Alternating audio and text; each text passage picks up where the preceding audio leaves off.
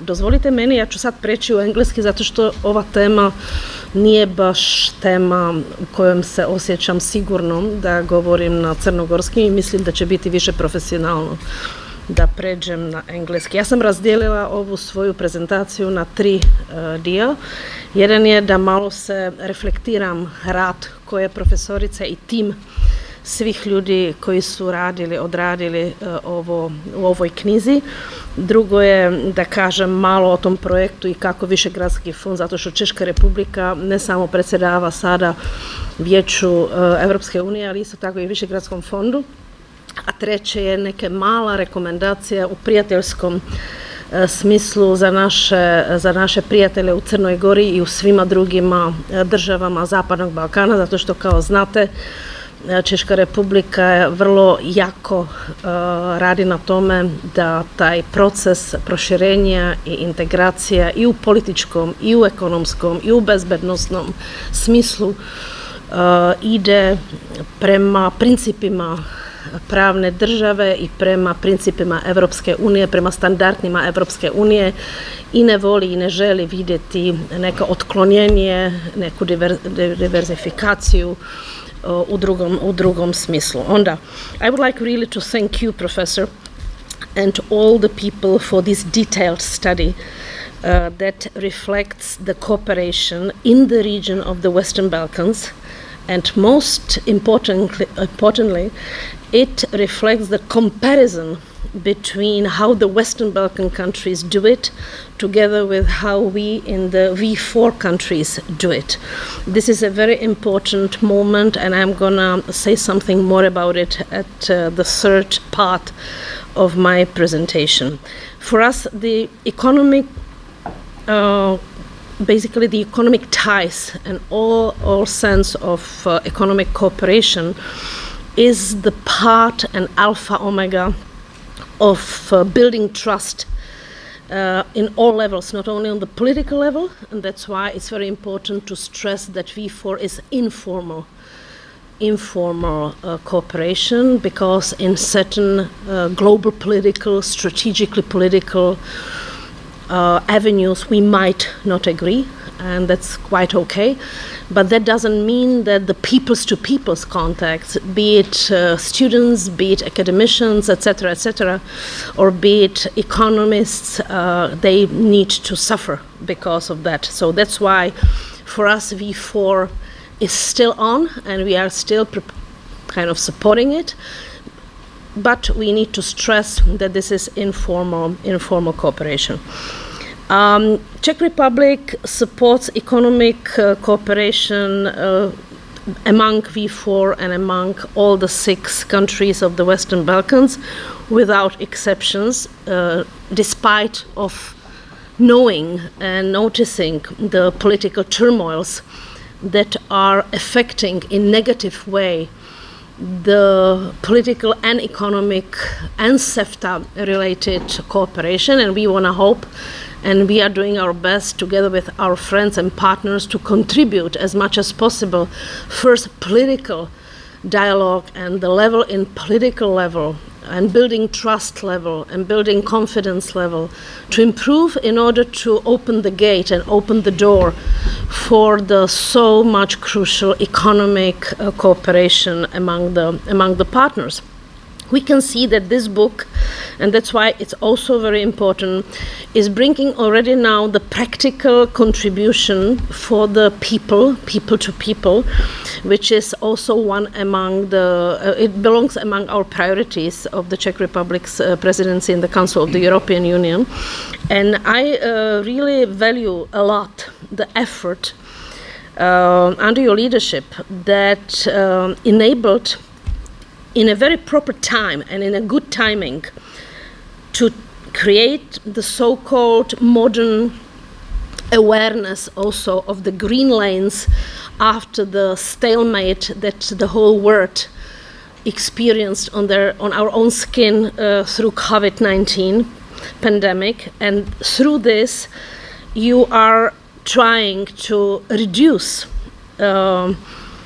the really negative consequences of the restrictive measures that the trade in general and the whole package of economic cooperation was in the regional level. And I also would like to support the conclusions you have noticed not only today but in wider sense, because those conclusions that your book is coming out with, not only in the green lane and in the digitalization and in the green transition, but really especially in the awareness of the convergence of standards and European Union standards, and of the implementation of the European Union reforms, which for us is very crucial.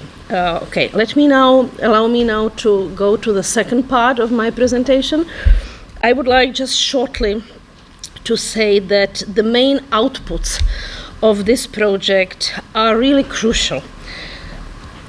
Webinar on removing obstacles on the regional trade. Online roundtable focus on explanation of trade integration path from CEFTA to the European Union's single market. This is not an easy thing. It looks very easy.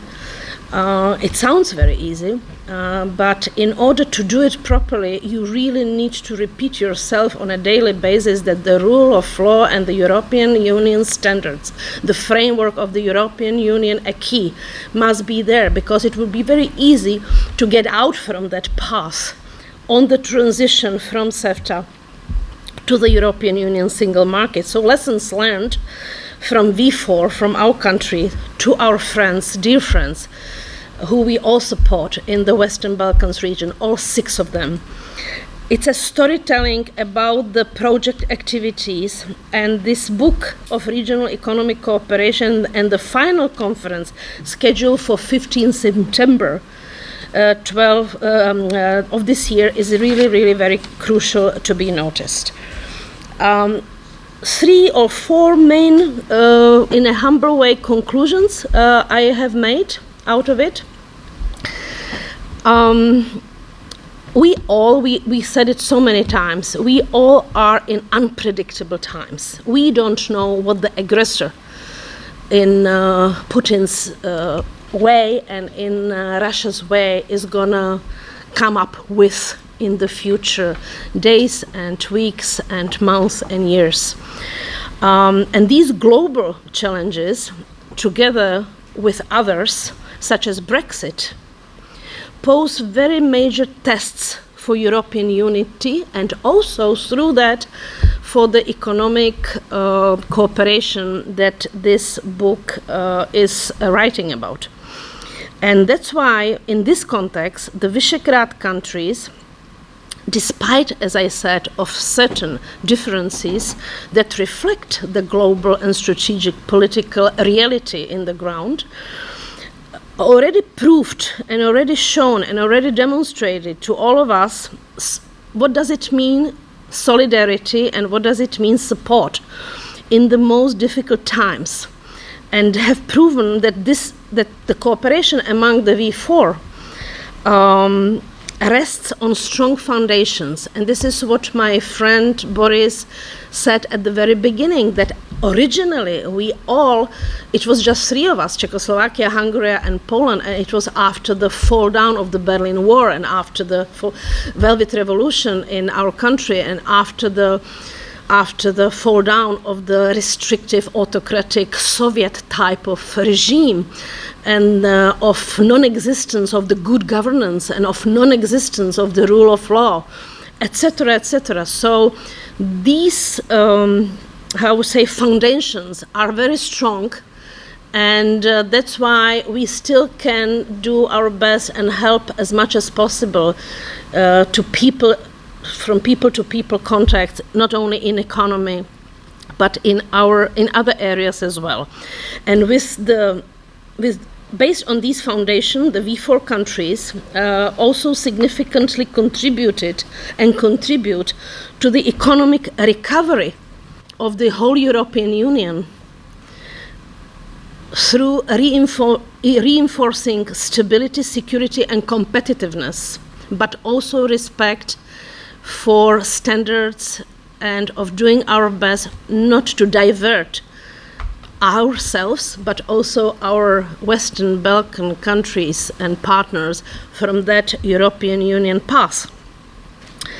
All the 6 Western Balkan countries, for us, we think that, we hope, we want to believe that they learn a lot from our own experience and from the experience of the political and economic cooperation and of this marriage between political and economic, because economic cannot go based on the European standards without the political confidence, and political cannot go on its own without the economic cooperation.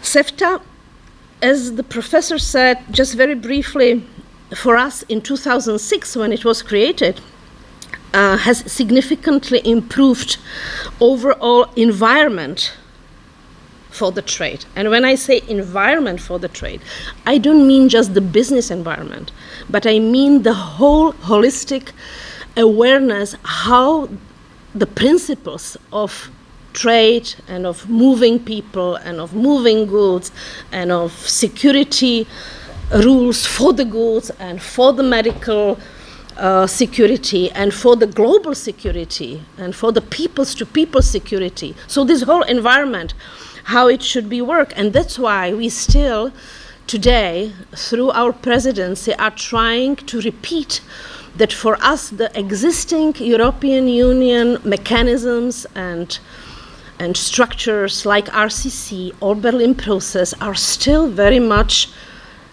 on the table.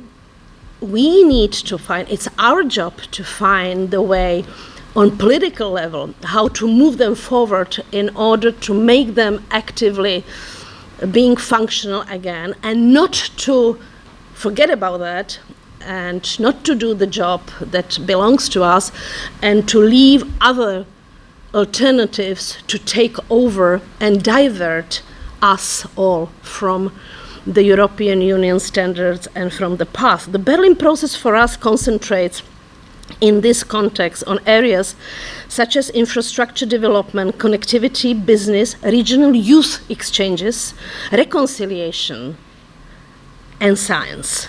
Because the science and the new technologies and digitalizations and the new ways of thinking for the young people are very, very important part of the Berlin process, and without that, the economic transformation cannot bring the real results.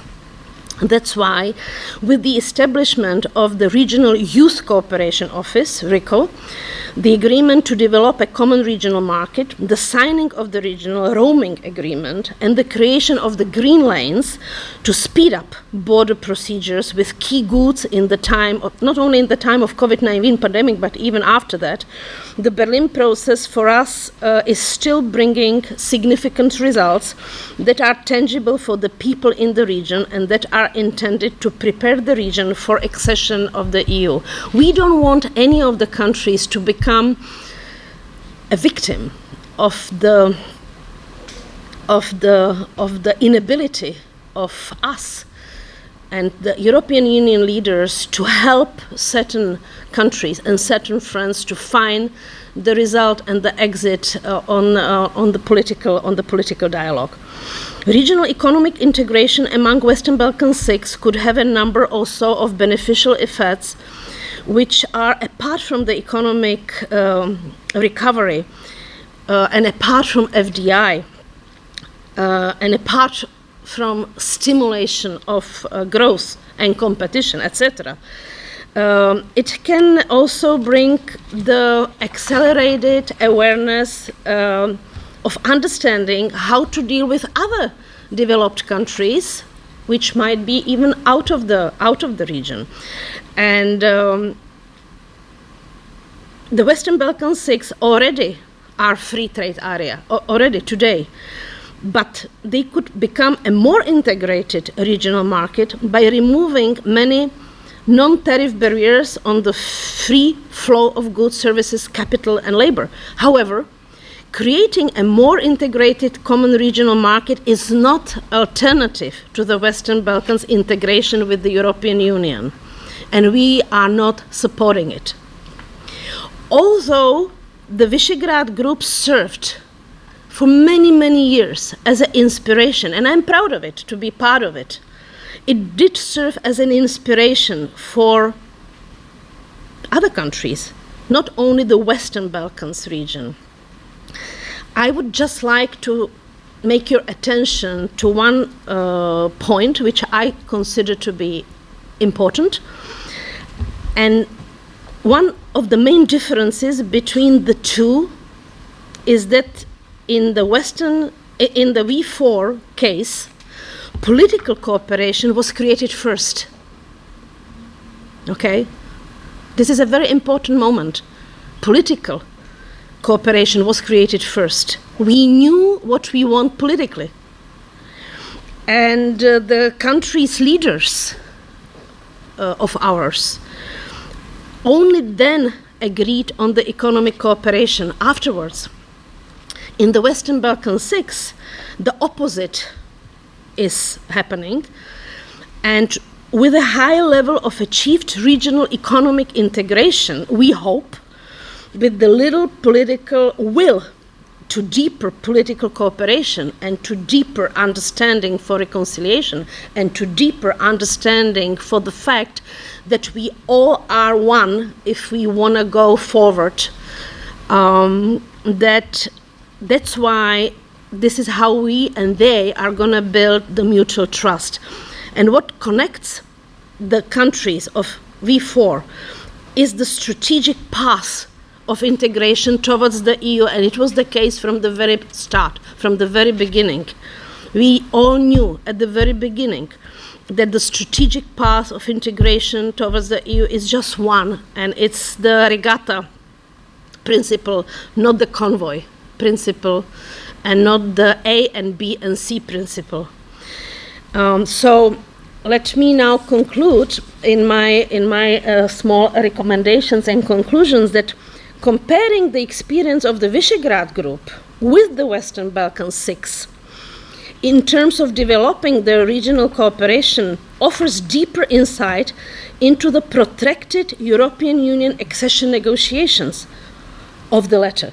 So the Western Balkan 6 followed the path of the V4, starting in CEFTA, working its way up to the new CRM plan, which can be the important stepping stone toward the European Union single market. So important lessons learned from V4 to Western Balkan 6 might be, in my humble opinion, following. Free trade exercise itself is not always the most significant challenge. Adapting early to the conditions of free international trade is of course very useful, but pressing for convergence of rules and implementation of reforms is much more useful. Integration process brings better chances for the uptake of innovation and technology from foreign countries. However, the dependent growth phenomena needs to be avoided. 3. Both in the pre-accession phase and during the European Union membership, V4 managed to benefit quite significantly from capital transfers from the EU, despite chronic difficulties with the implementation of these resources. So the recommendation is to preserve the capital resources as one of the pillars of the public investment, but not to make them an almost exclusive source. I think that I'm gonna finish here so that I'm not so long, and I really wish Professor and her team and the whole Montenegro partners who are working hard on this topic to go ahead the way they started. Thank you.